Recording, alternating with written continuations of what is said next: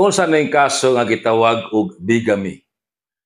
Under sa Article 349 sa ato ang Revised Penal Code.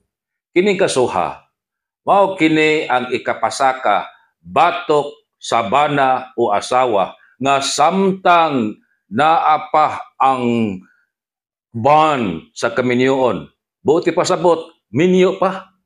Nakigminyo og lain. Ang kasong ipasaka, bigamy. Karon, pilay silot?